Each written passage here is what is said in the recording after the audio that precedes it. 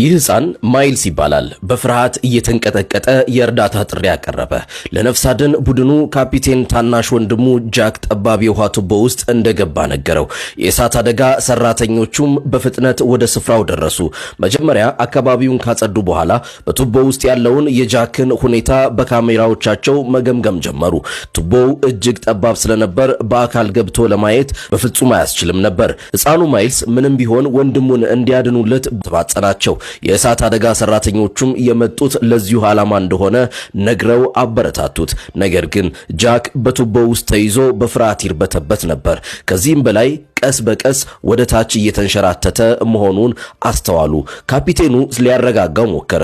ጃክ የኔ ልጅ ለመረጋጋት ሞክር፣ ወደ ታች በገባህ ቁጥር አየር ማግኘት የበለጠ አስቸጋሪ ይሆንብሃል ሲል ነገረው።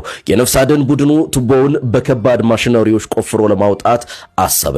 ነገር ግን ካፒቴኑ ይህ በጣም አደገኛ ነው፣ መሬቱ በሙሉ ሊደረመስ ይችላል ሲል ሐሳቡን ተቃወመ።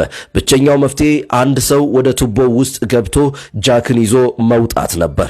በዚህ ጊዜ ማይልስ ያለምንም ማመንታት ወደፊት ወጣ። እኔ እገባለሁ፣ እኔ ታላቅ ወንድሙ ነኝ አለ በቆራጥነት። ካፒቴኑ ማድረግ ያለበትን ሁሉ በጥንቃቄ አስረዳው። ማይልስም ወደ ቱቦ ውስጥ መግባት ጀመረ። በስፍራው የነበሩት ሁሉ ለእርሱ ሰግተው ነበር። ማይልስ ግን ምንም ፍርሃት አልታየበትም።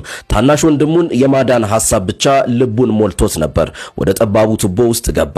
የቱቦው ርዝመት፣ ጨለማውና ጥበቱ ጉዞውን እጅግ ከባድ አድርጎበት ነበር። ነገር ግን ይህን ሁሉ ችግር ተቋቁሞ እየተሳበ ለወንድሙም አይዞህ ጃክ እየመጣው ነው እያለ ድምፁን በማሰማት ያረጋጋው ነበር። ብዙም ሳይቆይ ጃክ ተይዞበት የነበረው ቦታ ላይ ደረሰ።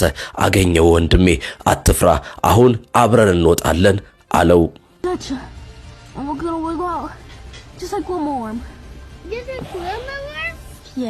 ማይልስ ለካፒቴኑ ወደ ላይ እንዲስቡት በእግሩ ምልክት ሰጠ። ሁሉም በጭንቀት የቱቦውን መውጫ በር ትኩር ብለው ይጠባበቁ ነበር። በመጨረሻም ማይልስ ታናሽ ወንድሙን ጃክን ይዞት ከቱቦ ውስጥ ወጣ። በማይልስ ጀግንነት ሁሉም ሰው ልቡ ተነካ።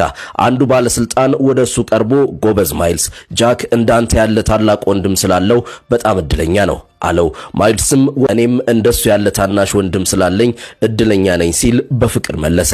እንዲህ ከችግር ያወጣኛል ብላችሁ የምታስቡት ሰው ይኖር ይሆን? ዛሬን ለነገ እንኑር።